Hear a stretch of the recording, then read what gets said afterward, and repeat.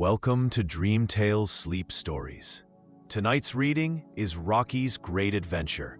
Settle into your bed or sofa and let your shoulders, jaw, and eyelids grow heavy.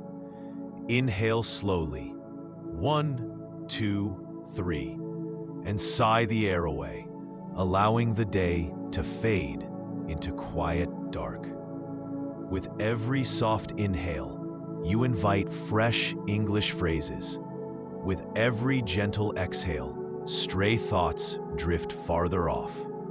Behind my voice flows a gentle theta wave melody, renowned for guiding the mind toward deep relaxation. Soon the music will shift into soothing alpha wave tones, carrying you toward a calm shoreline of dreams.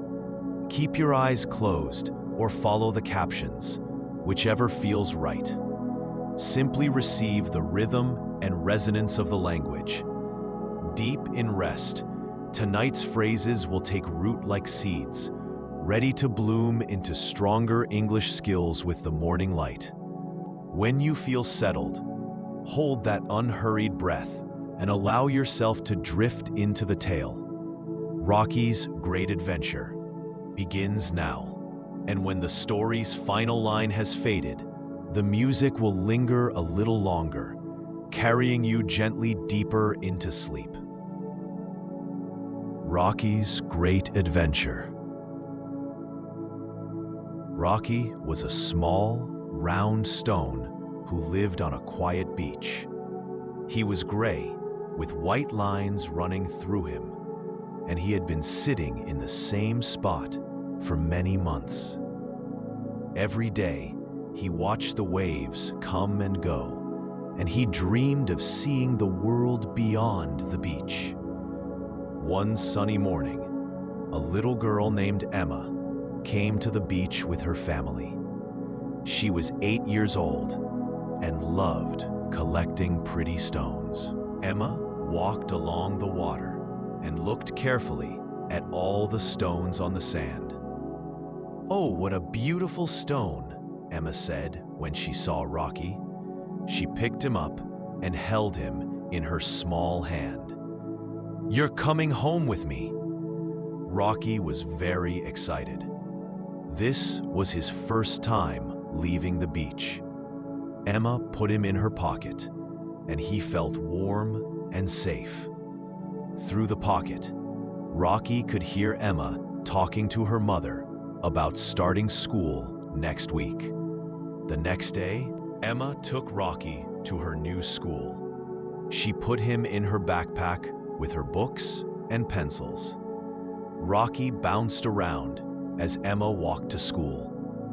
At school, Emma showed Rocky to her new teacher, Mrs. Brown. "What a lovely stone, Emma," said Mrs. Brown.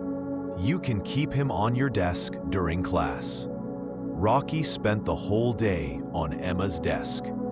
He listened to the teacher read stories and watched the children learn to write letters. At lunchtime, Emma took Rocky outside to the playground. "I want to show you to my friends," Emma whispered to Rocky. Emma found her friend Sarah near the swings. "Look at my special stone," Emma said, showing Rocky to Sarah. "He's very pretty," said Sarah. "Can I hold him?" Emma gave Rocky to Sarah.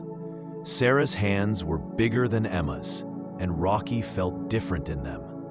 Sarah looked at Rocky's white lines and smiled. "He looks like he has lightning inside him," Sarah said. After school, Emma walked home with Rocky in her pocket. But near her house, Emma met a big, friendly dog named Max. Max was very excited to see Emma and jumped up to say hello. Rocky fell out of Emma's pocket and rolled across the ground. "Oh no," Emma cried. "Rocky!" But Max thought Rocky was a ball. The dog picked up Rocky in his mouth and ran away quickly. Rocky was scared at first, but then he realized this was another adventure. Max carried Rocky to the park, where many children were playing. The dog dropped Rocky near a pond and ran to play with other dogs. Rocky looked around and saw ducks swimming in the water and children feeding them bread. A little boy named Tom was throwing stones into the pond to make circles in the water. He saw Rocky and picked him up. "Perfect," Tom said. "This stone will make big circles." Tom threw Rocky as hard as he could. Rocky flew through the air and landed in the pond with a big splash. For the first time in his life, Rocky was underwater. He sank to the bottom of the pond and saw fish swimming around him. Rocky thought he would stay at the bottom of the pond forever. But then, an old man with a fishing rod caught him instead of a fish. "Well, this is strange," the old man said, looking at Rocky. "I've never caught a stone before." The old man's name was Mr. Wilson. He had kind eyes and gentle hands. He looked carefully at Rocky and saw how beautiful he was with his gray color and white lines. "You're too special to throw back," Mr. Wilson said. "I think I'll take you home." Mr. Wilson lived in a small house with a beautiful garden. He placed Rocky next to his favorite roses. Rocky loved his new home. He could smell the sweet flowers and watch the bees flying from rose to rose. For many days, Rocky was happy in the garden. In the morning, he watched Mr. Wilson tend his garden. Wilson water the plants. In the afternoon, he saw children walking home from school. Sometimes birds would sit near him and sing pretty songs. One windy day, a strong storm came. The wind blew very hard and rain fell heavily. The storm was so strong that it moved Rocky from his spot next to the roses. The wind pushed him across the garden and into the street. Rocky rolled down the street in the rain. He was moving fast and couldn't stop. He rolled past houses and shops until he came to a small river. The water carried him downstream, and Rocky saw new places he had never seen before. The river took Rocky through a forest where tall trees grew on both sides. He saw rabbits drinking water and deer walking between the trees. Rocky thought the forest was the most beautiful place he had ever seen. After traveling down the river for a long time, Rocky got caught between some rocks near the bank. A family was having a picnic nearby. Their little daughter, Lucy, was only 5 years old and loved exploring. Lucy found Rocky when she was looking for pretty stones to make a castle. "Daddy, look what I found," she called to her father. Lucy's father looked at Rocky and smiled. "That's a very special stone, Lucy. Look at those white lines. They're like rivers running through a mountain." Lucy held Rocky carefully and used him as the most important stone in her castle. She built walls around Rocky and made him the center of her beautiful creation. When the picnic was over, Lucy's family packed up their things. Lucy wanted to take Rocky home, but her mother said they had enough stones at home already. "We should leave him here for other children to find," Lucy's mother said gently. Lucy was sad, but she understood. She placed Rocky carefully on a large rock near the river. "Goodbye, special stone," she whispered. "I hope you have more adventures." Rocky felt both sad and happy. He was sad to say goodbye to Lucy, but he was also excited about what might happen next. He had learned that the world was full of kind people and beautiful places. As the sun began to set, Rocky looked at his reflection in the river water. He realized that all his travels had made him smoother and more beautiful. The white lines in his gray surface seemed to shine in the evening light. Just then, Emma appeared on the path by the river. She was older now and walking with her family. When she saw Rocky on the large rock, she stopped and stared. "I think I know this stone," Emma said quietly. She picked up Rocky and looked at him carefully.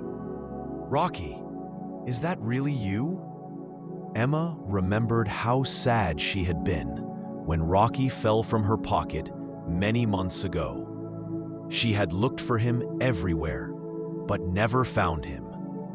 "This is the stone I lost at the park," Emma told her parents. "I called him Rocky." Emma's parents looked at the beautiful stone and smiled. They could see how much Emma loved Rocky and how much Rocky meant to her. "Well then," said Emma's father, "I think Rocky wants to come home with us." Emma held Rocky gently in both hands. "Oh, Rocky, you must have had so many adventures. I'm so happy to find you again." Rocky was happier than he had ever been. He had traveled to many wonderful places and met many kind people and animals. He had seen the bottom of a pond, rolled through forests, and been part of a stone castle. But now he was back with Emma, the first person who had ever called him beautiful. That night, Emma placed Rocky on the table next to her bed. She told him about all the things that had happened while he was away. She had learned to read better, made new friends, and grown taller. Rocky listened to Emma's voice and felt peaceful and safe. He looked out the window at the stars and thought about his great adventure. He had discovered that the world was bigger and more wonderful than he had ever imagined. From that day on, Rocky stayed with Emma. Sometimes she took him to school, and sometimes she left him at home. But wherever he was, Rocky was happy because he knew he was loved. Rocky had learned something important during his travels. Home wasn't just a place. It was being with someone who cared about you. And Emma would always care about her special stone with the white lines that looked like lightning. Years later, when Emma grew up and moved away, she took Rocky with her. And Rocky continued to bring her happiness, just as she had brought adventure and love into his life. The small gray stone with white lines had become more than just a stone. He had become a friend, a treasure, and a reminder that even the smallest things can have the biggest adventures.